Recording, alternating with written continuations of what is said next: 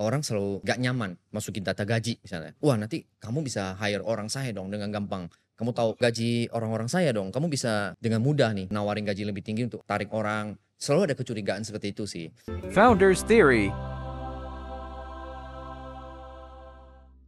Hai folks, hari ini kedatangan Koswandi dari Mekari. Folks, kalian mungkin sering dengar Mekari, tapi biasanya mungkin dengarnya dari orang BizDev-nya atau dari salesnya. Ini kita mau dengar Mekari tapi secara fondasi fundamentalnya dari CEO-nya langsung, Koswandi. Kok aku izin panggil Koswandi ya? Ya silakan. Kok awalnya Koko dari teknik industri. Gimana ceritanya sebelum Koko bikin Mekari? Apakah setelah lulus Koko langsung bikin atau Koko ada perjalanan karir sebelumnya? Oke. Ya, pertama thank you ya Adit ya untuk Dengan senang sesi hati. ini. Ya, jadi setelah lulus dari teknik industri, saya memang join ke satu perusahaan manufaktur Jepang di Indonesia. Maksudnya tapi pabrikan dari Jepang. Waktu itu produk utamanya adalah flexible packaging. Jadi kayak misalnya kita kalau beli refillannya sampo, sabun itu biasanya kan ada pouchnya. Jadi membuat pouch itu. Jadi saya spend waktu awal karir saya di sana. Terus kemudian saya join di perusahaan consulting di bidang bisnis proses yang mikirin gimana caranya membuat bisnis proses lebih terstruktur, lebih baik, lebih mudah diikutin dan juga lebih terkendali lah prosesnya. Saya spend cukup lama di sana, kemudian baru bersama bos-bos saya yang dari company tersebut kita membuat consulting company baru yang fokus di proses improvement, productivity dan cost reduction. Nah, jadi saya spend lumayan lama di sana. Nah, dari sana nyambung ke pertanyaan Adit. Dari sana kemudian karena memang punya passion di bidang bisnis proses, gimana caranya membuat proses lebih baik. Terus saya terlibat di satu perusahaan IT yang dikelola oleh adik saya.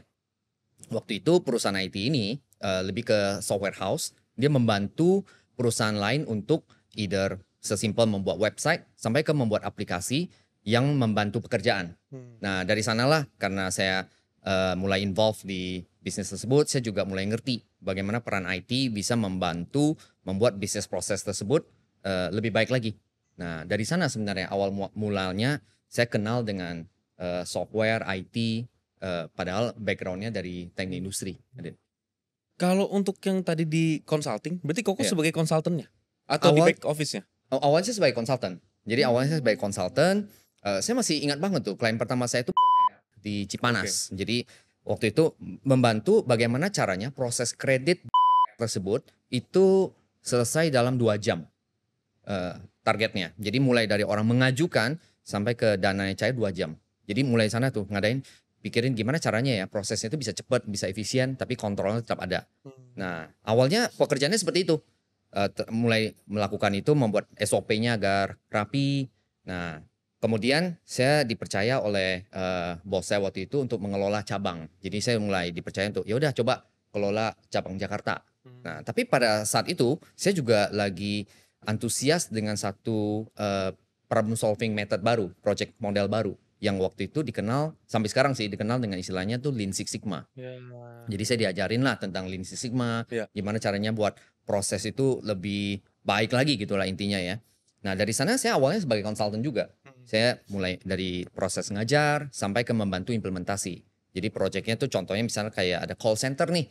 Gimana sih caranya agar call center ini pick up rate-nya itu lebih tinggi. Jadi yang kadang kita call ke bank kan kita suka kesel ya. Udah nunggu lama-lama drop call terus kemudian kita harus telepon ulang. Nah salah satu proyeknya seperti itu. Nah di sana saya sebagai konsultan, jadi benar-benar ngembimbing tim project untuk menyelesaikan target-target project mereka, mencapai efisiensi tertentu, mencapai quality tertentu dan seterusnya. Nah kemudian sambil jalan, karena waktu itu sebagai bisa dibilang kayak startup founder juga, bedanya bukan teknologi tapi bidangnya di consulting. Jadi awalnya memang semua kita kerjain sendiri, mulai dari marketing, ya bikin konten juga. Jadi bikin blog. Jadi awal-awal saya masih Koko ingat tuh. terjun langsung tuh? Oh iya, saya bikin kontennya semua. Bikin konten, nulis artikelnya. Dari 2000 waktu itu start company itu 2000 berapa ya? 2008 ya? 2008 2009. Nah, di dunia saya waktu itu di dunia bisnis proses dan sebagainya, konten itu masih baru. Jadi karena kita cukup stand out ya, orang cari di Google dan sebagainya, di search engine optimization lah ya, waktu itu mainnya ya. Wah, kita mulai dipanggil lah. Oh, ada project ini, ada project itu, ada pelatihan ini sebagainya. Handle semuanya, perusahaannya mulai scaling. Nah, kemudian kita mulai hiring konsultan-konsultan yang bisa ngebantuin. Nah, dari sana sih kemudian company-nya grow dan sekarang sih masih ada. Saya udah cabut, udah exit. Tapi company-nya masih tetap survive, masih tetap growing untuk serve customer mereka di bidang productivity. Interesting.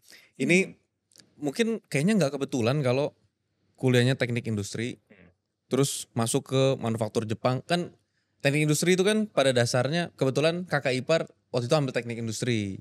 Dan papa mertua memang bisnisnya manufaktur roda gigi.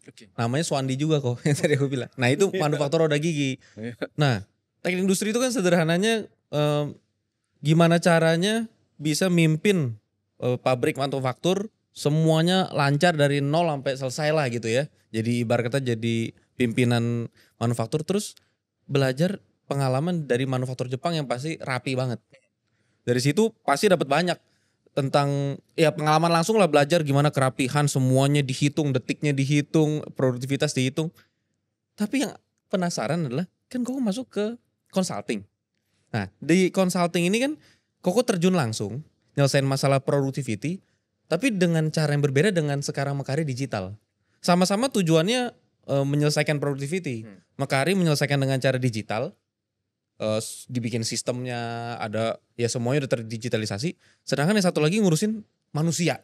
Ketika consulting kan, waduh, ketemu orang, ngelatih orang. Ya, contoh tadi kalau bilang bikin pick up rate-nya tinggi. Sebelumnya orang nelpon ke satu tempat, kok nggak diangkat apa segala macam. Mungkin kalau secara digital entah apa yang akan dilakukan, tapi kalau secara ini kan kok harus ngelatih dia, mungkin bikin SOP, pastiin SOP-nya bisa dilakuin dan segala macam. Nah, yang menarik poin aku adalah berarti kok ngebangun Mekari ini dari pengalaman langsung ketemu masalah di lapangan. Jadi ini sesuatu yang berangkat dari memang kok jalanin waktu itu nanganin berbagai klien. Tapi kok lihat seberapa efektif sebenarnya digital untuk menyelesaikan productivity tanpa bantuan langsung dari konsultan atau sejenis yang benar-benar menyelesaikan masalah productivity di lapangan kok. Iya, kebayang. Jadi kalau menurut saya ujungnya sebenarnya kan adalah di prosesnya sebenarnya, di proses, di orang-orangnya. Jadi teknologi itu menurut saya itu lebih ke alat bantunya, lebih ke how-nya, tapi lebih ke caranya lah bisa dibilang ya. Jadi mau itu diselesaikan misalnya bisa jadi ada satu proses atau satu problem yang sebenarnya itu penyelesaian itu bukan software, ada juga. Nggak semuanya memang bisa terjadi dengan software. Nah cuma yang jadi fokus kita itu lebih ke bagaimana ada proses yang terutama yang repeatable, terus proses yang sebenarnya menurut kita itu lebih efisien kalau dibantu dengan teknologi. Dalam hal ini dibantu oleh software. Tapi sebenarnya esensinya sama sih Adit. Jadi esensinya adalah gimana caranya proses ini, contoh ya, yang konsepnya prosesnya adalah proses itu bisa dikendalikan. Proses itu ada standarnya. Proses itu bisa diprediksi. Pasti flow-nya akan begini. Nah, dulu sebelum ada software dan semacamnya, cara orang melakukannya adalah apa? Pertama, mendokumentasikan. Oh, kalau misalnya contoh, mau ada podcast nih, ini persiapan yang harus dilakukan. Dulu kan gitu kan. Yeah. Terus diingetin, tolong ya ingetin A, B, C. Yeah. Lama-lama orang mulai mikir, wah ini nggak konsisten, nggak standar. Gimana kalau misalnya dibikin form, ada checklist, ya kan? Nah checklist itu juga adalah how-nya. Oh kalau misalnya sekarang ada checklist, kita bisa lihat nih checklistnya udah terisi semua, baru podcastnya bisa dimulai gitu ya. Nah tapi dengan adanya teknologi, dengan adanya software menggantikan proses tadi. Ya sesimpel misalnya, kalau misalnya gitu sekarang, gimana kalau misalnya step satunya adalah software, form itu digitalkan dulu, sehingga semua orang bisa berkolaborasi untuk mengisi form tersebut. Kalau dulu formnya mungkin dipegang oleh Adi dulu, nanti dipindah ke siapa. Sekarang bisa kolaborasi. Nah, teknologi membantu membuat proses yang sama konsepnya. Gimana caranya dia terstandarisasi, tapi dengan cara yang lebih baik atau lebih mudah gitu. Sebenarnya konsepnya sama sih. Jadi digital ini adalah bentuk evolusi. Evolusi, benar. Ya, jadi kan yang namanya proses improvement, yang namanya standarisasi ataupun productivity itu udah dari zaman dulu lah. Ya, dengan adanya orang mulai ciptain, contoh kalau dulu di bidang saya dengan menciptakan conveyor belt itu Oke. sesuatu yang menakjubkan gitu. Iya. Yang dulunya prosesnya bagaimana, sekarang dengan conveyor belt bisa continue seperti itu satu teknologi. Iya. Nah, kemudian kan berkembang lagi. Ya, ada robotik. Wah, teknologi baru. Ya, sebenarnya konsepnya sama. Gimana sih membuat proses perakitan mobil lebih efisien, lebih produktif? Ya. Nah, mulai ada robotik. Nah, mungkin nanti ada apa lagi? Nah, kalau sekarang di kebanyakan problem yang kita lihat itu kebanyakan proses software itu bisa menyelesaikan lumayan banyak, terutama di Indonesia. Di Indonesia ini kan kalau nyambung ke pertanyaan Adit, kayak tadi singgung soal orang dan sebagainya. Ya. Nah, di Indonesia ini kalau bukan cuma Indonesia sih, menurut saya itu semua negara berkembang, terutama di mana standar gaji ataupun upah minimumnya itu masih rendah. Oke. Ya. Jadi akhirnya kalau kita melihat ada proses yang kurang baik atau kurang ideal, Gak bisa kita ngapa-ngapain juga. kita selalu melihat problem ini lebih ke problem orang. Jadi kita selalu melihat ini problemnya adalah jumlah orang kurang.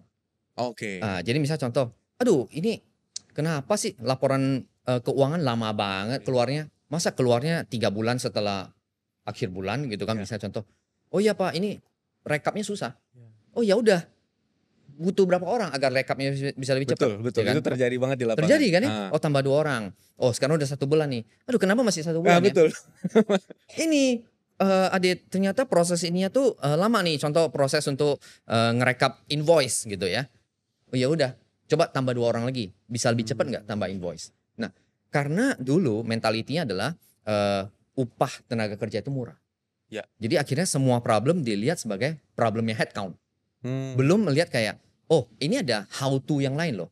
Di sini adalah software atau teknologi gitu. Ya. Belum dilihat problem itu. Ya. Nah, tapi kalau yang dari analisa kita ini mulai berubah, Adit. Jadi salah satunya itu indikatornya gini.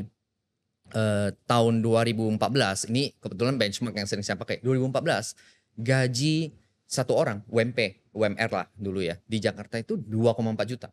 2014 ya. 2014. 10 tahun kemudian sekarang tuh 5 juta. 2 kali lipat. 2 kali lipat. Nah, jadi dulu orang mungkin merasa ya 2,4 juta Ya, ya tambah aja lah. tambah lah. Tapi sekarang kan naik 2 kali lipat. Nah, tentu kita harus lihat dong. Kalau kita nggak prepare sekarang, terus kita harus nambahin orang terus menerus. Berarti kemungkinan nih 10 tahun lagi double lagi. Sekarang 10 juta minimum. Ya. Ya kan? Nah, itu yang sebenarnya yang membuat kita berpikir bahwa software punya kesempatan nih, terutama misalnya di posisi kita di Mekari punya kesempatan nih untuk introduce teknologi agar bisnis di Indonesia itu bisa lebih efektif, bisa lebih produktif juga, Adit. Ya. Seingat aku beberapa hari yang lalu pemerintah juga keluarin statement tentang kalau Indonesia kan targetnya mau jadi negara maju. Iya. Minimal UMP itu 15 juta targetnya. Oke, iya. Nah dengan begitu ya pasti dikejar dengan segala macam hal lah. Betul. Tapi pertanyaan aku ya kok, dari pengalaman Koko di Mekari sama tim, yang biasanya justru ngambil Mekari adalah orang yang sudah terbiasa sama digitalisasi, mungkin juga kurang puas sama software yang ada, udahlah enak simple nih Mekari, experience-nya lebih gampang, atau yang memang benar-benar belum terdigitalisasi sama sekali? Nah, pertanyaan bagus. Ada perubahan. Jadi di awal-awal itu yang kedua, yang benar-benar baru masuk menggunakan software. Jadi mereka awalnya itu dari proses yang tidak terstruktur, terus berkembang kemudian ada menggunakan spreadsheet lah ya. Spreadsheet macam-macam mereka pakai dan kemudian mereka mulai melihat oh kita perlu standarisasi proses lewat teknologi, lewat software salah satunya. Kolaborasi lebih gampang dan sebagainya. Nah, mereka ini sebenarnya adalah apa ya? Yang tadi Adi bilang yang kedua adalah yang belum pernah menggunakan software yang terstruktur ke menggunakan software. Nah, itu yang pertama. Karena dulu di Indonesia yang menggunakan software itu kebanyakan perusahaan yang menengah dan besar. Jadi kalau misalnya bicara soal perusahaan kecil, apalagi mikro, yaitu boro-boro lah ya menggunakan software. Kadang prosesnya aja nggak jelas gitu. Ya. Nah, jadi karena syarat software itu adalah kita punya proses yang jelas juga, Adit, ya kan? Gimana caranya mau menggunakan software kalau misalnya belum prosesnya aja nggak ada gitu kan? Nah, jadi kadang di perusahaan mikro dan kecil hambatannya itu.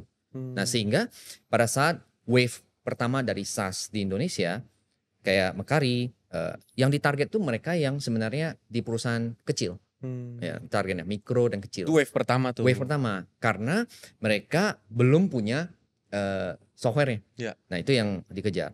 Nah, baru sekarang ini bisa dibilang 2-3 tahun terakhir kalau kita di Mekari kita mulai ngambil segmen yang dimana mereka sudah menggunakan software tertentu, ERP dan sebagainya, dan mereka mulai mikir, kayaknya ada yang mungkin lebih mudah, ada yang lebih efisien, lebih cost effective, ada yang lebih localized ke Indonesia. Betul. Nah, kita mulai ngambil segmen itu. Betul. Adit.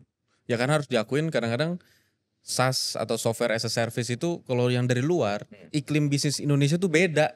Makanya butuh ibarat kata simple bahasa sederhana itu tombol-tombol, fitur-fitur yang memang ya di Indonesia itu dipakai, mungkin di luar juga mereka udah terbiasa dengan cara yang lain. Itu yang menarik. Tapi kalau gitu ya kok ya. Kan ngelihat mungkin kayak kemarin salah satu yang bikin kita Indonesia cukup survive waktu pandemi adalah tulang punggung Indonesia tuh UMKM. Nah, walaupun korporat itu mungkin sekarang jadi lebih enak buat diakuisisi sama Makari karena nggak usah ngulangin dari awal lagi penjelasan. Mereka udah terbiasa lah dengan SaaS, sudahlah ini cuma perubahan merek SaaS saja, mereka adaptasi lagi lebih gampang. Tapi kan jauh lebih susah buat mereka yang benar-benar dari nol. Tapi pasar ini kan banyak sekali kan. Iya. Dan tolong koreksi kalau salah ya kok ya. Kayak jurnal dan segala macam produk Makari itu kan sebenarnya sesuatu yang sangat simpel dipakai. Bahkan seringkali orang kalau ya bikin bisnis apapun kayak sekarang udah pakai jurnal aja lah. Mereka mungkin itu pengalaman pertama mereka juga pakai aplikasi keuangan sejenis. Pertanyaannya adalah kalau misalnya akuisisi itu dari awal yang belum pernah digital sama sekali, mereka kan punya pilihan antara ngambil yang SaaS yang udah jadi atau bikin custom. Iya. Lucunya kan seringkali semakin mereka kecil, mungkin juga karena keterbatasan mereka ngerti proses bisnis atau pola bisnis, mereka jadi sepertinya semuanya pengennya custom sesuai sama kebiasaan mereka. Bukannya mereka yang ngikutin kebiasaan yang baru, mereka mau sistemnya ngikutin mereka gitu kan. Kok ngalamin itu gak sih? Oh iya, ngalamin. Jadi itu benar banget. Itu berarti pengalaman praktis Adit lah ya, kayak ngelihat bener di lapangan. Kita juga ngalamin hal yang sama. Jadi kita pelajari sih bahwa ini nggak eksklusif di kita doang, bahasanya di Indonesia doang, di mana-mana juga seperti itu. Karena ini saya ada dengerin satu, bukan teori lah ya, mungkin satu opini lah tentang kenapa di Amerika itu perusahaan software itu bisa gede-gede banget kan. Tapi kalau di China perusahaan software itu nggak ada yang segede perusahaan consumer, ya kan? Kan yang gede di sana misalnya Alibaba dan sebagainya, itu semua kebanyakan lah perusahaan yang orientasinya itu lebih ke consumer. Tapi perusahaan yang mikirin software untuk bisnis itu nggak begitu banyak yang gede. Nah, salah satu penyebabnya karena katanya di Amerika itu ngalamin proses transformasi yang bertahap. Jadi mereka dari yang nggak punya proses, punya proses. Setelah punya proses, mereka udah punya data. Tapi datanya itu mungkin masih berantakan. Mereka sudah masuk ke tahap di mana mereka punya data yang rapi. Setelah mereka punya data yang rapi, baru mereka menggunakan software. Setelah tahapan software, mereka apalagi mungkin berikutnya AI dan sebagainya. Jadi ada flow-nya. Nah, di beberapa negara, misalnya kayak China ataupun kalau saya lihat pengalaman kita itu kayak di Indonesia, itu kadang kita loncat. Kenapa bisa gitu ya? Jadi karena kita misalnya nggak ada kadang dari proses yang nggak terstruktur nih. Begitu kita merasa bisnis sudah mulai maju, mulai berkembang, saya butuh software, kita ngeloncatin proses di mana kita merapikan proses, punya proses yang terstruktur. Kita langsung jump, ya kan? Sehingga pada saat kita langsung jump tersebut, kita langsung lihat kan, kok cara kerja saya dengan cara kerja softwarenya beda nih. Ya itulah mulai ada kebutuhan untuk di custom. Ya, karena saya mau ngikutin proses yang sebenarnya belum terstruktur. Nah, itu ada satu konsep seperti itu juga, situasi seperti itu juga sih Adit. Jadi jump ke dari proses yang belum terstruktur ke software. Ada melewatin proses di mana dia merapikan atau mempunyai proses yang baik dulu.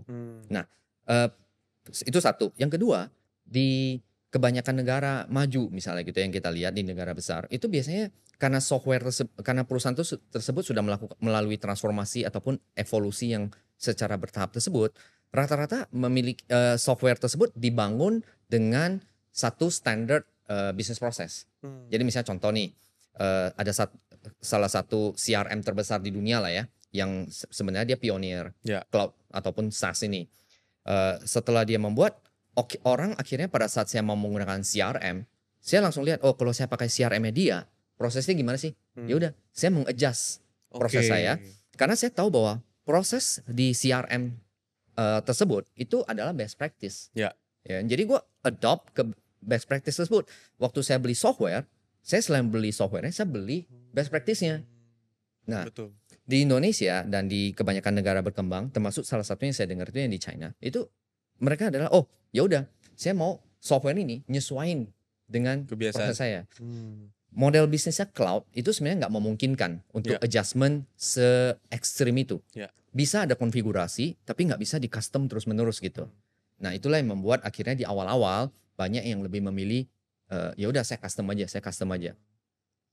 Akhirnya bikin software sendiri dan sebagainya. Tapi problemnya itu belakangan, Adit. Jadi pada tahun itu dia berhasil menyelesaikan masalah nggak punya software. Ya. Tapi tahun berikutnya bagaimana dengan pengembangannya? Siapa yang akan terus-menerus memikirkan apakah ada bisnis proses yang lebih efisien untuk step 1, step 2, step 3 dan Ya. sebagainya. Nah, itu yang kadang mereka terhambat. Jadi begitu udah punya custom software, kadang bisa dibilang bisnis prosesnya stuck di level itu selama beberapa tahun ke depan. Betul. Karena waktu kita udah bikin custom software, untuk ngubah lagi, Waduh, itu itu konyol. effortnya besar, ya kan? Nah, perlu resources internal dan sebagainya. Jadi kadang stuck di sana lumayan lama. Terus kemudian baru mengalami transformasi di tahap kedua lagi gitu. Itu sih yang terjadi ya kalau di market. Nah, itu kita ngalamin juga. Kita educate market, Adit, bahwa ya Pak, ini bisa, tapi best practice-nya sebenarnya begini. Nah, kadang kita dari pengalaman melihat industri yang berbeda-beda, kita jadi melihat iya benar juga, ini ada potensi nih untuk kita jadikan sebagai salah satu either itu feature ataupun salah satu konfigurasi lah di softwarenya. Sehingga industri ini juga bisa cocok dengan software kita. Tolong koreksi kalau aku salah ya Ko ya. Tapi karena Koko punya pengalaman di konsultan, Koko tuh ngelihat masalah yang barusan kan. Kalau kita cuman jualan software, lama-lama Mekari bakal nemu satu titik jenuh di mana, wah ini masyarakatnya, pasarnya nih butuh evolusi dulu nih, kalau nggak gini nggak bakal bisa masuk. Itulah mungkin akhirnya Koko mulai bangun Mekari pakai teknik a la carte lah menurutku ya. Di saat yang lain mungkin kalau jual SaaS itu versi lengkap seluruhnya.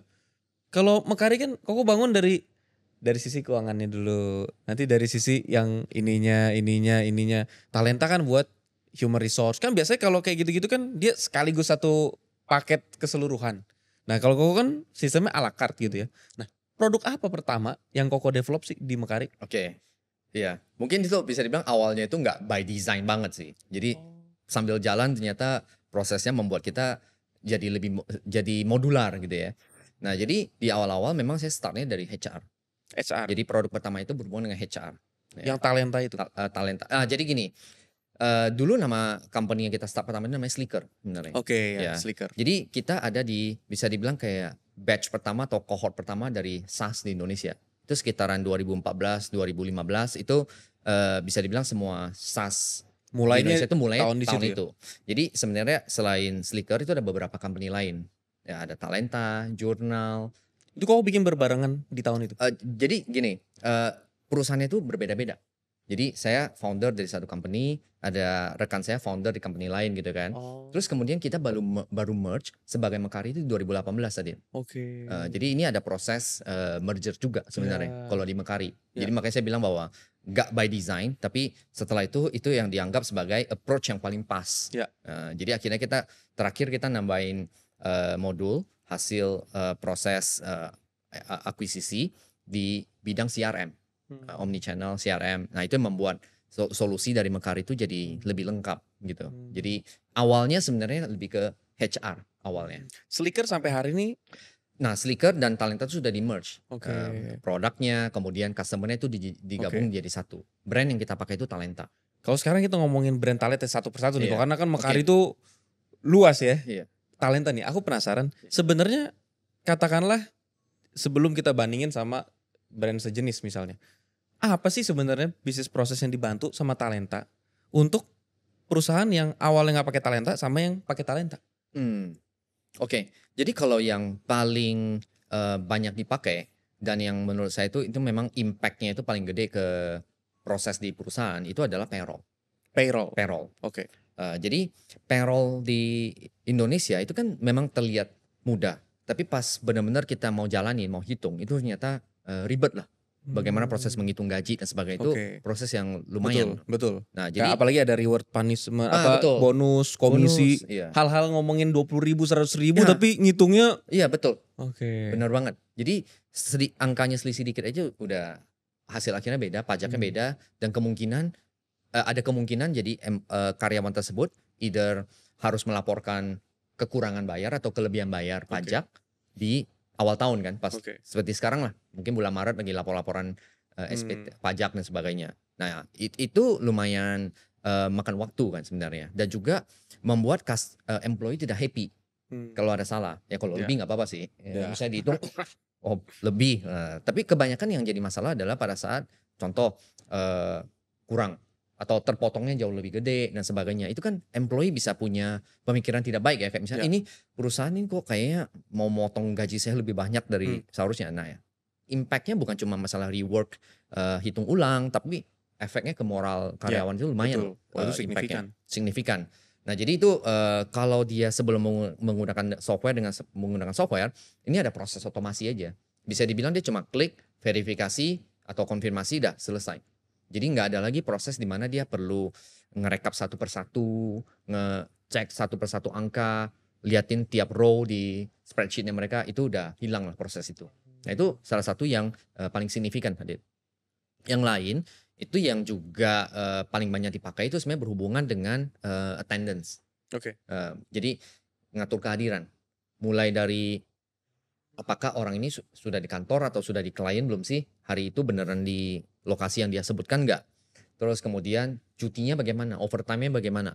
Jadi berhubungan dengan waktu deh, mengelola waktu. Maksudnya kalau attendance, ini aku dari sudut pandang orang yang awam nih kok ya, jadi apakah itu terhubung sama mesin absensinya gitu, atau Koko punya satu mesin sendiri, atau kalau tadi kayak dia sudah di tempat klien atau belum, apakah dia check in di aplikasi atau gimana? Jadi pertama banget awal-awal itu lebih ke integrasi atau bisa ngambil data dari fingerprint. Jadi biometrics dan sebagainya itu bisa otomatis datanya dikompil ke dalam Talenta, kemudian untuk membantu menghitung gaji, uang harian dan sebagainya, overtime itu bisa otomatis. Kemudian berkembang, kita mulai introduce yang namanya mobile apps. Jadi mereka bisa absen dari mobile apps, mengandalkan GPS, mengandalkan selfie dan sebagainya. Nah, jadi itu step kedua. Terus kemudian begitu kita mulai masuk ke company yang lebih gede, yang punya pabrik dan sebagainya, kadang mereka juga mengalami hambatan. Oh, ternyata sebagai employee itu nggak ada handphone. Jadi kita mulai introduce ada semacam alat seperti ini nih, kayak kita sebenarnya itu portal. Jadi dia ke sana, dia tinggal masukin ID, kemudian absen. Nah, itu juga bisa. Jadi lebih praktis juga dibandingkan dengan misalnya mereka ada yang harus registrasi fingerprint dan sebagainya. Nah jadi ada penambahan terus-menerus nih, Adit, sesuai dengan mana yang lebih cocok untuk bisnis tersebut. Jadi kita juga lagi lihat ke depannya itu akan ada lagi di mana dia cukup melewatin. Jadi udah ada deteksi muka. Deteksi muka, itu dari kamera ataupun dari device tertentu. Nah itu yang sekarang lagi mulai diminta oleh customer kita. Jadi nggak ada lagi proses untuk ngabsen. Lebih mempercepat lagi gitu. Lebih efisien lagi. Nah itu yang ditambah terus Adit, dari awal tuh sampai sekarang ada proses evolusi. Berarti pada dasarnya Talenta ini hadir buat bikin proses administrasi karyawan dan penggajian dan lain sebagainya itu berjalannya otomatisasi otomatis. Sesuatu yang dulu kan absen dikumpulin datanya sama orang keuangan, terus dilihat satu-satu si A, si B, si C, si D. Wah yang ini kok ini nggak ada absennya ini dan segala macam. Benar. Ya itu yang dilakukan sebenarnya. Dan itu sebenarnya kan bisnis proses sebenarnya kalau dilihat ya, proses. Dan bisnis prosesnya nggak stop pada saat datanya terkumpul. Tapi gimana sih data yang terkumpul ini bisa dijadikan sebagai input untuk proses menghitung gaji, menghitung overtime, menghitung pajak dan sebagainya, itu salah satu inputnya. Ketika Talenta ini dibikin, terus kan ada klik pajak. Itu apakah selalu dijual sepaket atau itu bisa terpisah? Terpisah.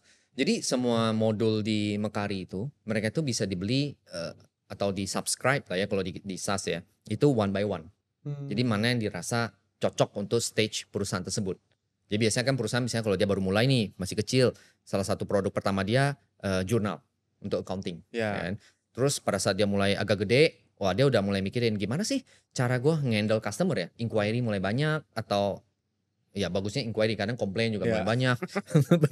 Nah jadi terus customer gue ada yang di WhatsApp, ada yang di Facebook, ada yang di Instagram. Nah dia mulai mikirin gimana caranya gue communicate dengan baik. Nah Ya. itu mereka mulai masuk ke kontak biasanya. Nah misalnya dia udah 20 orang, 30 orang, dia udah mulai mikirin, oh mulai ribet. Waktu dia cuma 5 karyawan, hitung gaji, rekap absensi gampang. Tapi begitu 20, 30 atau 50 udah keteteran. Nah biasanya mereka kemudian subscribe Talenta.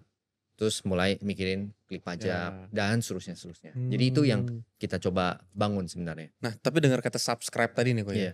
Selain kebiasaan software ini, salah satu kebiasaan pembayaran software. Oh, Biasanya orang Indonesia itu kan beli software. Iya. Dia beli pokoknya sekali bikin ya berapa, misalnya beli 40 juta, 20 juta, udah Iya. pakai selama-lamanya gitu ya. Paling kalau bayar pun bayar apalah maintenance fee atau apa gitu. Iya. Nah, ini kan Iya. bentuknya subscription gitu ya. Itu Iya. kenapa bentuknya begitu kok? Ya jadi itu memang salah satu yang cukup sering ditanyakan oleh customer kita. Kayak kenapa gue mesti bayar terus menerus ya? Nah, jadi justru konsepnya software as a service itu adalah kita memang tidak pernah membeli software itu sebenarnya. Oke. Jadi kan software as a service. Jadi sebenarnya yang gue beli itu adalah bisa dibilang servisnya aja. Jadi software ini adalah sebuah servisnya, konsepnya gitu. Bukan beli software. Jadi agak beda juga dengan rental ya. Jadi ini lebih ke yang saya perlukan adalah bisa dibilang output dari software tersebut, bisa dibilang gitu. Apa sih yang dicapai lewat menggunakan software tersebut, dan saya akan bayar selama value tersebut saya akan dapatkan. Oke. Nah, jadi itu satu. Nah, dulu memang kalau kita beli software di zaman saya tuh masih ada tuh beli software tuh beli CD namanya. Di Ya. nggak tahu Adit tahu Tapi biasa nggak? krekan gitu ya. Di Ambassador. Jadi nggak, orang selalu bilang di Indonesia tuh nggak ada copyright, tapi yang ada right to copy gitu. Lebih baik minta maaf daripada minta izin kok. Ya udah beli sekali, terus kemudian diinstal, macam-macam lah, di crack dan sebagainya. Nah tapi sebenarnya ada banyak biaya terselubung dari sana. Apalagi sekarang ya. Sekarang itu kan kita lihat tadi pagi saya dikasih tahu, jangan buka WhatsApp-nya ini ya. Itu kalau dia kirim ini itu Bisa ada virus atau virus dihack katanya gitu, ya? gitu kan. Oke. Jadi sekarang tuh cyber security juga makin kenceng. Nah, betul. software yang di crack itu lama-lama saya juga takut kan. Iya, Dulunya saya awal-awal Kalau company masih kecil ya udahlah kayak gitu. lama-lama Tapi pas kita, berkumpul, wah gimana kalau misalnya iya. banyak security hole-nya kan di sana kan. Nah jadi itu salah satu dampak buruk lah kalau menggunakan software bajakan tentunya ya. Tapi kalau software yang kita bangun sendiri atau yang kita beli sekali, biasanya concernnya soal continuous development-nya sih. Betul. Jadi kayak apakah cost biaya yang di mana kita hanya punya bisnis proses yang stuck seperti itu selama 5 tahun atau 4 tahun itu worth it nggak sih sebenarnya?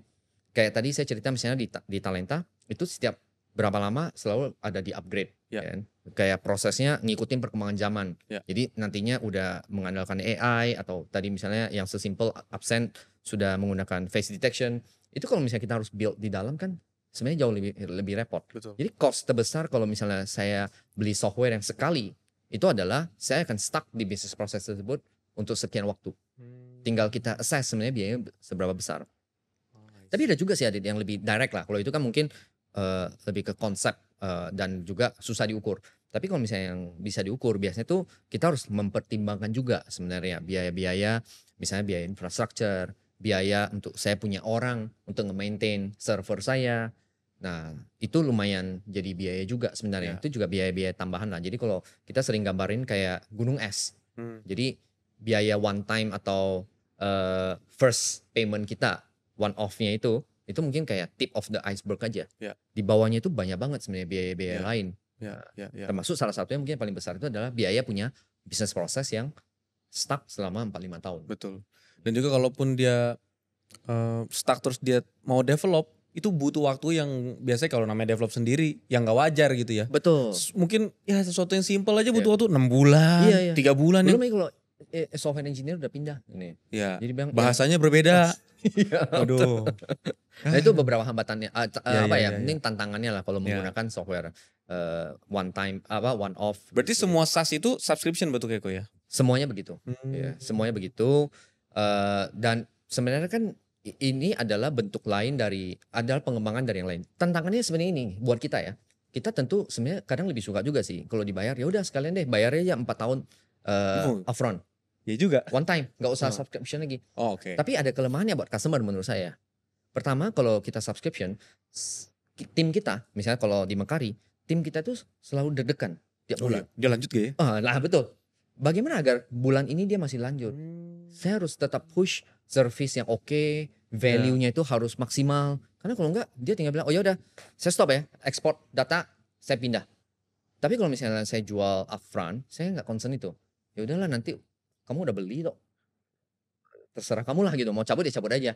Tapi kalau di kita nggak ada tuntutan gitu kayak, oh kalau nggak deliver value, wah cabut nih. Makanya ini susahnya orang kalau CEO itu ahli atau bahkan konsultan Lean Six Sigma dan segala macam. Waduh, aku sekarang mulai kebayang nih kok. Biasanya kan CEO tuh ya kalau ada kendala ya untuk menyemangati atau meningkatkan effort tim gitu ya. Mereka hire konsultan dari luar ya Oke. untuk ini ya. Sehebat-hebatnya konsultan dari luar tuh efeknya itu paling 10% 15% karena nggak ketemu langsung. Iya. Tapi kalau CEO-nya itu adalah mantan konsultan, kebayang deh tuh. Semua bisnis proses dibuat supaya seefektif dan seefisien mungkin ya. Kebayang. Kok ngomongin kontak. Tadi kan kita lihat. Kalau soal gini, kalau jurnal aku lihat sih kayak hampir semua orang lah tahu jurnalnya Mekari gitu ya. Karena itu benar-benar apa ya, entry pertama orang pasti masuknya dari jurnal dulu. Membantu sistem akuntansi, perhitungan dan lain sebagainya. Kalau misalkan ngomongin kontak, itu kan ngomongin menurutku ya, database paling mahal. Karena Customer ya? iya itu kan customer kan. Benar. Seringkali kan orang mikir gimana kalau nanti database saya dijual. Oke. Gimana kalau nanti database saya oke lah gak dijual. Tapi dihack misalnya, dihack sama apalah ya jangankan Mekari maksudnya perusahaan luar negeri yang segila-gila segede-gede itu aja hilang gitu database-nya kan Iya, bisa dihack. Nah gimana caranya meng-ensure atau dari sudut pandang Mekari ngejelasin bahwa orang yang pola pikir sederhana, saya gimana nggak mau nih kalau pakai gini nanti database saya kemana-mana ke kompetitor dan segala macam. Jangan dia bisnisnya jual database saya gitu kan. Iya, iya. Ya memang sering ada apa ya kecurigaan seperti itu kayak misalnya wah di awal-awal terutama kalau di kita itu orang selalu ini nggak nyaman masukin data gaji misalnya. Wah nanti ini waktu itu pasti yang sering saya dengar tuh wah nanti kamu bisa hire orang saya dong dengan gampang. Kamu tahu itu bisa dipikirin juga Iya, mereka ya. mereka Oh, merasa gitu ya? wah kamu tahu gaji orang-orang saya dong. Kamu bisa dengan mudah nih nawarin gaji lebih tinggi untuk tarik orang. Selalu ada kecurigaan seperti itu sih. Nah sambil sejalan dengan pertumbuhan perusahaan ya kita juga implement sistem-sistem lah.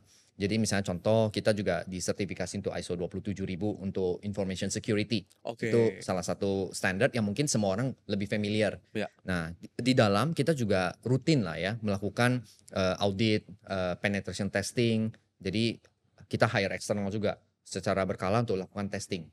Nah, Testing itu sederhananya maksudnya coba hack coba kami hack gitu ya. secara ini ya memang secara ethical gitu. Iya, iya, Jadi iya, mereka coba hack terus kemudian Karena kalau enggak kita nggak pernah tahu keamanan di dalam betul, gitu ya. betul. Benar-benar. Dan itu dilakukan oleh third party juga. Betul. Third party terus kemudian kalau misalnya ada loophole biasanya dikasih tahu. Terus kemudian kita coba perbaiki secepatnya. Jadi prosesnya seperti itu sih. Begitupun kontrol di dalam. Karena kan biasanya kejadian-kejadian mau itu fraud ataupun bukan cuma fraud lah ya, tapi misalnya contoh kayak kebocoran data itu kan sebenarnya kebanyakan di-trigger oleh tim di dalam. Nah, jadi kita juga punya banyak proses di dalam ya, memastikan ada segregation of duties, memastikan ada kontrol dari leadersnya dan sebagainya. Itu sih yang kita lakukan untuk memastikan. Ya. Apalagi benar kata Adit, bukan cuma data customer yang penting juga, yang sangat penting lah ya kalau di bisnis ya, termasuk data keuangan, Ya pajak. betul. Dulu orang suka takut gitu. Oh gimana kalau misalnya data profit saya bocor, Ya. terus sehingga pajak saya Ya konyol lah itu. jadi ya itu ya. Iya. Dan kita juga aware kalau misalnya di perusahaan kita semua aware bahwa kita punya tanggung jawab besar. Ya. Karena ini kan data-datanya memang kita tahu ini data yang sensitif. Jadi kita selalu allocate resources untuk memastikan kita bisa jaga dengan baik gitu. Ya aku rasa itu salah satu nilai jual SaaS raksasa salah satunya kayak Mekari dibandingkan ya software yang sekali beli dan segala macam yang kita nggak tahu resikonya ya atau mungkin dia bikin custom dan segala macam. Iya. Ya karena kalau SaaS yang udah raksasa kayak Mercari punya dana, punya budget buat ngelakuin hal-hal yang kau bilang tadi, ISO-nya, terus Ya. sertifikasi, di testing apa. Tapi kalau software company yang custom yang biasa maksudnya ya jangankan kepikir gitu, kepikir softwarenya itu terlihat lebih enak dilihat aja itu butuh effort yang Exactly. terlalu luar biasa. Bener banget. Bener banget. I see, menarik. Kalau terkait kontak itu tadi itu kalau sederhana kan disebut CRM gitu ya.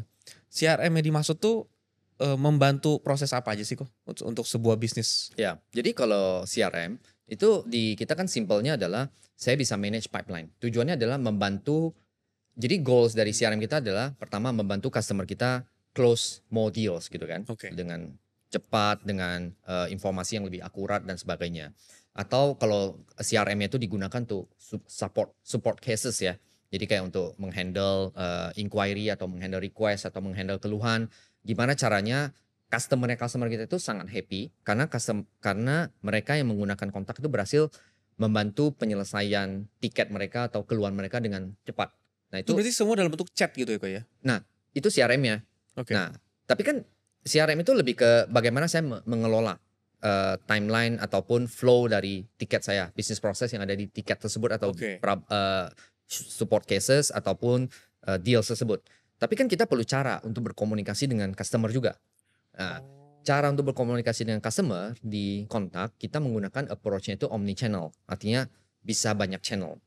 Channel yang di Indonesia yang paling populer WhatsApp. Nah, jadi customer misalnya mau tahu tentang misalnya gimana sih status order saya, dia chat via WhatsApp. Nah, itu bisa dihubungkan dengan chatbot, kemudian dihubungkan dengan status dari tiket tadi.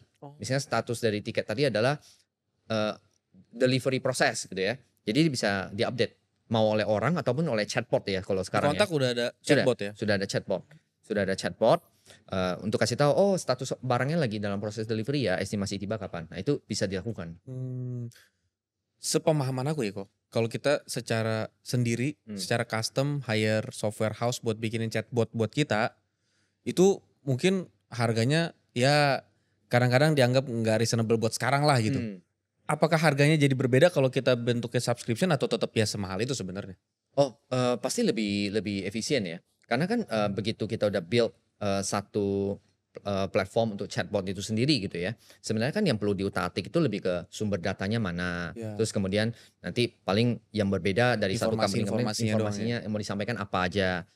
Chatbot itu tone-nya mau gimana. Itu kan pasti ada penyesuaian-penyesuaian di sana. Tapi chatbot teknologinya itu sendiri kan dibuat satu untuk dipakai oleh multiple companies. Pasti akan lebih efisien. Jadi biasanya kalau di kita cuma nge-charge hitungannya beberapa juta sebulan untuk chatbot. Ya chatbot dan sebagainya itu udah lengkap. I see. Contohnya. Interesting. Ini salah satu mungkin pertanyaan di ujung nih kok ya.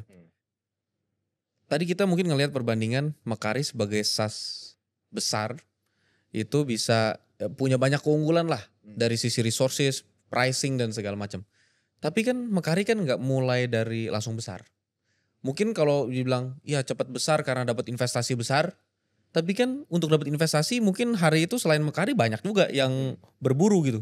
Kenapa dari sudut pandang Koko nih ya, yang mungkin subjektif. Kenapa Mercari bisa ibarat kata kenapa si Mercari ini nih yang bisa bertumbuh ke arah sana? Kenapa bukan kompetitor-kompetitornya yang pada masa itu sebenarnya bisa punya kesempatan yang sama untuk bertumbuh? Apa bedanya Mercari? Oke, apa yang berbeda dari Mercari ya?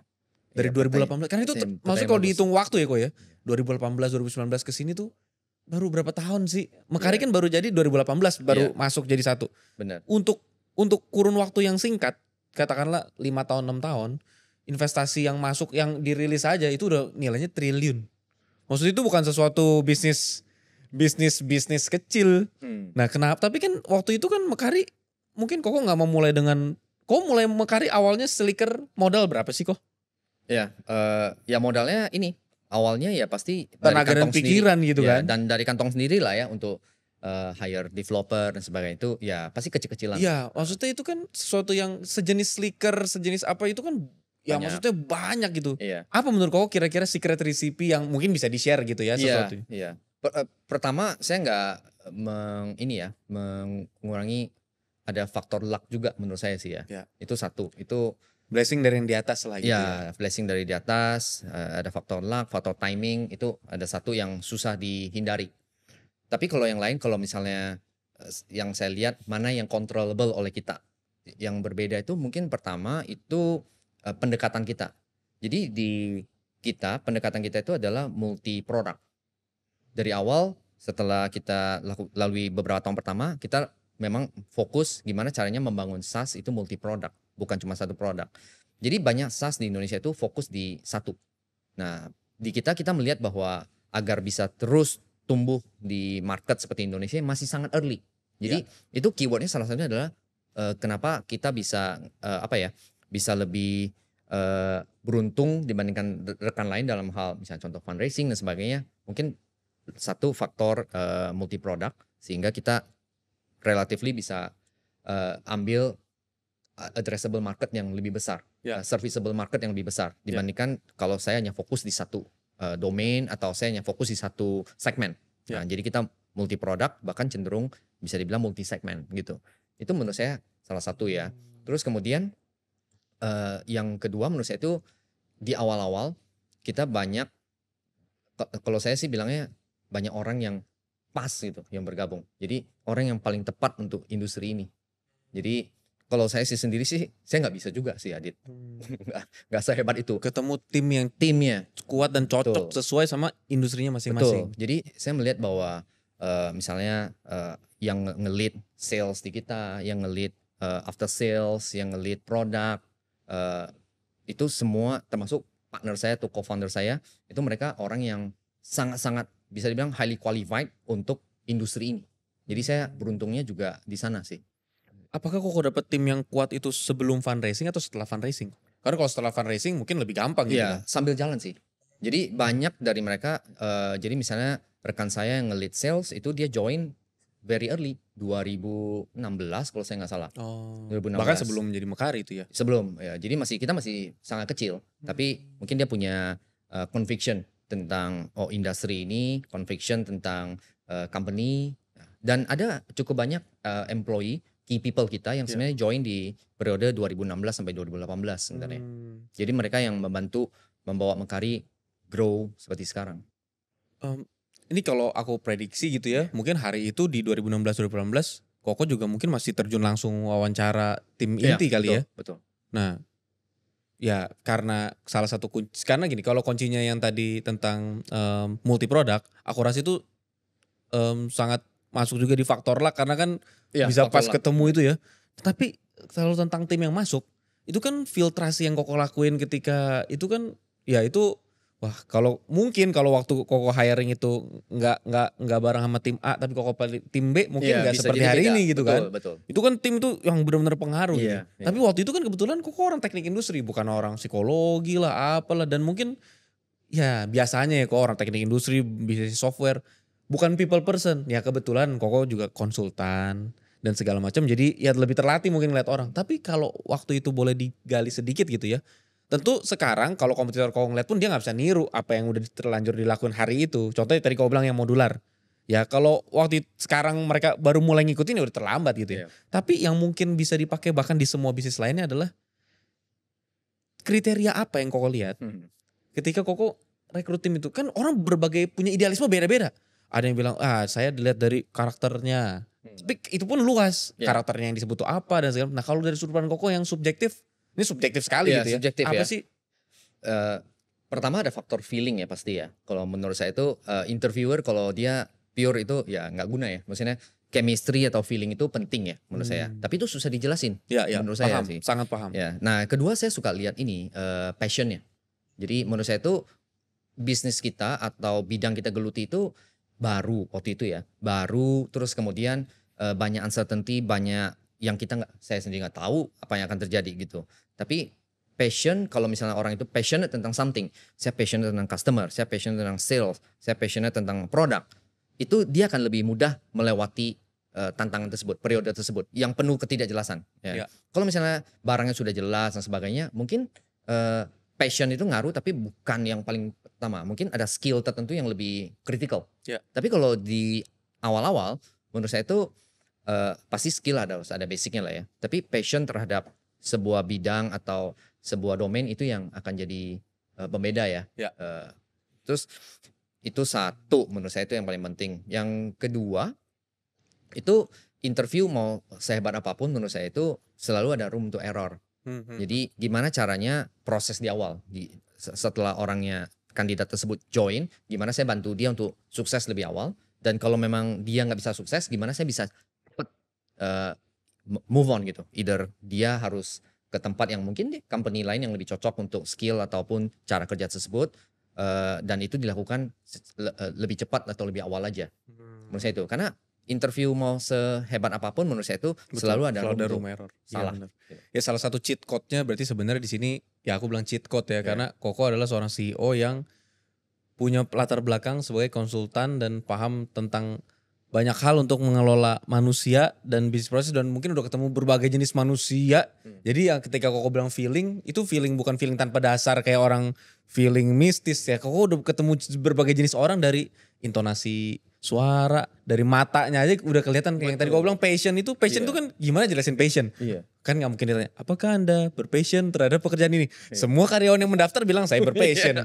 Cuman kan waktu diwawancara kan kelihatan ya dari secara dia ngomong, gestur mikro ekspresi dia segala. Nah itu yang udah Koko setiap hari jalanin. Wah menurut aku ya, selain Koko yang beruntung punya tim yang kuat di Mekari, juga beruntung dapat fundraiser yang juga mungkin punya banyak andil di pertumbuhan ini, tapi mereka juga beruntung ketemu seorang CEO yang punya latar belakang unik kayak Koko. Selain teknik industri tapi punya cheat code itu. Nah cheat code itu masalahnya itu susah kok. Karena orang jadi konsultan dan pelatih bisnis proses itu tuh ya pasti harus butuh passion. Itu tuh bukan pekerjaan yang enak dan mudah. Betul. Menarik. Pertanyaan terakhir, final. Ini selalu kita tanya di Founders Theory, what makes a founder founder? Jadi buat Koko seorang founder. Tapi menurut Koko gimana sih kriteria diri Koko sendiri? Kalau tadi kan kriteria tim. Apa yang membuat diri Koko itu menurut Koko bisa survive at least hari ini menjadi founders yang aku yakin langkahnya itu, jalan itu sangat sulit, berat, sendirian, apapun penggambarannya. Yang pertama founder pasti kan visi ya. Jadi bisa nge-sense problem apa yang ada di market dan saya bisa solve-nya dengan cara apa, dan ini bisa jadi seperti apa. Jadi visi itu menurut saya itu perlu ada dulu. Terus kemudian menurut saya juga yang penting itu benar yang Adit bilang ya. Ini di awal-awal kan pasti tough banget dan sebagainya. Jadi menurut saya itu mungkin resilient sama adaptability ya. Dua itu yang menurut saya itu paling ngaruh. Jadi mungkin kayak orang bilang ya keep fighting, jangan menyerah gitu kan. Nah, memang kita perlu resilient itu. Gimana caranya kita bangun support system, gimana caranya kita bangun proses baik itu secara pribadi, personal ataupun sebagai company untuk tetap bisa bertahan. Kemudian adaptability-nya itu harus tinggi. Karena banyak yang kita nggak tahu. Kita project atau kita memprediksi A yang terjadi B. Kita memproduksi ini terjadi tapi nggak terjadi. Jadi gimana caranya kita bisa cepat untuk adaptasi. Menurut saya tuh mungkin 3 itu ya. Jadi yang pertama visi dan bisa mengkomunikasikan visi tersebut ya. Mau dengan cara apapun yang penting orang ngerti ini company mau kemana. Ini produk mau kemana. Terus yang kedua resilient, yang ketiga adaptability kalau menurut saya sih. Menarik. Emang ada lah ya. Menarik. Terima kasih banyak kok. Terima kasih banyak folks. Hari ini kita belajar banyak dari Coach Wandi, dari Mekari, dari pengalamannya, dan yang key takeaways buat aku pribadi adalah kalau misalnya kita punya satu perencanaan atau gambaran planning bisnis, hampir pasti di dunia yang sangat bertumbuh terus ini bakal banyak hal yang berubah. Nah seringkali kalau kita punya kemampuan beradaptasi tinggi, itu agak bertolak belakang sama mungkin sisi idealisme kita dari awal. Kita punya idealisme pengennya begini, tapi ternyata harus beradaptasi. Nah, jadi nggak perlu, yang ini yang aku tangkap pribadi adalah nggak perlu khawatir kalau ternyata perlu ada shifting di tengah jalan untuk menuju akhir. Yang penting adalah kemampuan sensing itu bahwa ngelihat ini kayaknya memang perlu shifting. Shifting bukan buat menghindar karena takut, tapi shifting karena bijak. Jadi Di masa sekarang, di masa semua orang di luar sana berusaha membuat seorang founders atau pebisnis itu harus tangguh, kuat, berani ambil resiko. Manusia itu makhluk yang sekarang mendominasi bumi itu ada di sini karena bukan karena dia makhluk yang pemberani. Manusia itu adalah makhluk yang penakut. Makanya dia selalu waspada, hati-hati, mikir ulang. Nggak semuanya diterjang kayak singa gitu kan. Makanya sekarang raja dunia itu bukan singa tapi manusia yang selalu berhati-hati. Dia tahu nggak bisa, dia mundur dulu. Jadi terkadang mungkin untuk maju, jalan utamanya mungkin nggak sesuai sama kita pikir. Nggak ada salahnya sesekali kita lihat jalan lain sesuai sama adaptasi yang kita lihat di lapangan. Terima kasih banyak untuk pertemuan ini. Sampai ketemu di next episode. Bye folks.